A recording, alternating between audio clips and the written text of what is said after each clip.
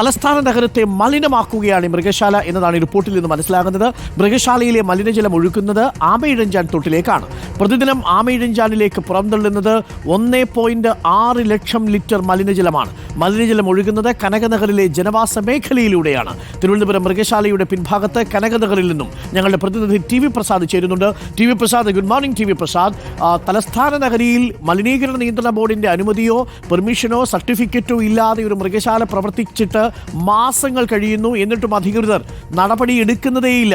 ഇപ്പോഴും മലിനജലം, നമ്മൾ ഈ റിപ്പോർട്ട് ചെയ്യുന്ന സമയത്തും മലിനജലം ഈ ഭാഗത്തേക്ക് ഒഴുകിക്കൊണ്ടിരിക്കുകയാണല്ലേ? ഉറപ്പായും അരുൺ പറഞ്ഞതുപോലെ ഞാനിപ്പോൾ നിൽക്കുന്നത് കനകനഗറാണ്. കനകനഗറിനൊരു പ്രത്യേകതയുണ്ട്. കനകനഗറിനോട് ചേർന്നാണ് ഈ മൃഗശാലയുടെ ചുമരുള്ളത്. ഇതിനകത്ത് മൃഗശാലയാണ്. ഈ റോഡ് വഴിയാണ് ക്ലിഫ് ഹൗസിലേക്ക് മുഖ്യമന്ത്രി അടക്കം 9 മന്ത്രിമാർ ഇതുവഴിയാണ് പോകുന്നത്. പ്രധാനപ്പെട്ട ഉദ്യോഗസ്ഥർ പോകുന്ന വഴിയാണ്. അതായത് നഗരത്തിലെ നഗര കേന്ദ്രമാണിത്. ഇവിടെ നിന്നാണ് ഈ ഒവുചാലിലേക്ക് വെള്ളം വിടുന്നതിൻ്റെ തുടക്കം. നമുക്ക് കാണാം അരുൺ, ഈ ചങ്ങലയിൽ കാണുന്ന ഈ ഭാഗം എന്ന് പറയുന്നത് ഈ വെള്ളം അകത്തേക്ക് തള്ളിവിടുന്ന സമയത്ത് അത് തുറക്കുകയും പിന്നീട് അടക്കുകയും ചെയ്യുന്ന സംവിധാനമാണ്. ഇവിടുന്ന് ഇങ്ങോട്ടേക്ക് വന്നാൽ, വിഷ്ണു ഇങ്ങോട്ടേക്ക് കാണിച്ചാൽ, ഇതുവഴിയാണ് അരുൺ കടന്നു വരുന്നത്. ഇതാണ് ആ ഓട, ഇതിലേക്കാണ് കടത്തിവിടുന്നത്. ഇതുവഴിയാണ് നേരെ പോയി ആമയിഴഞ്ചാൻ തോട്ടിലേക്ക് ഈ മലിനജലം പോകുന്നത് എന്നതാണ്. നമുക്ക് ദൃശ്യങ്ങളിലേക്ക് പോയാൽ കാണാം.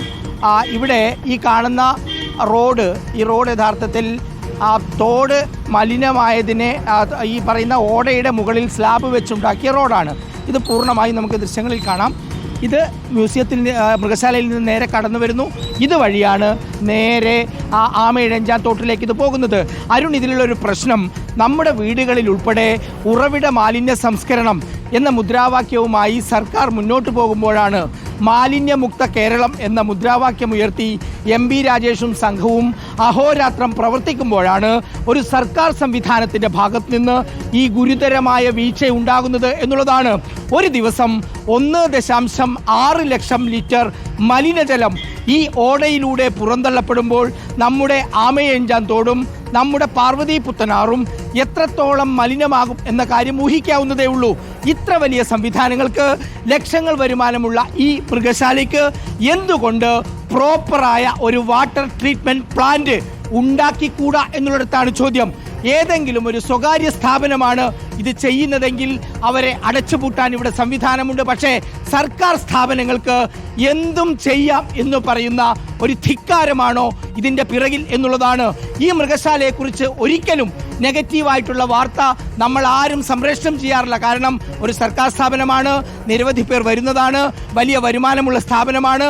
പക്ഷേ മലിനീകരണ നിയന്ത്രണ ബോർഡിൻ്റെ എല്ലാ ചട്ടങ്ങളും കാറ്റിൽ പറത്തിക്കൊണ്ട് അവരുടെ അനുമതി പോലുമില്ലാതെയാണ് ഇവിടെ ഈ വാട്ടർ ട്രീറ്റ്മെന്റ് നടക്കുന്നത് എന്നുള്ളതാണ് ഏറെ ഗൗരവമായ ഒരു കാര്യം. പ്രധാനപ്പെട്ട ഒരു വിഷയമാണ്.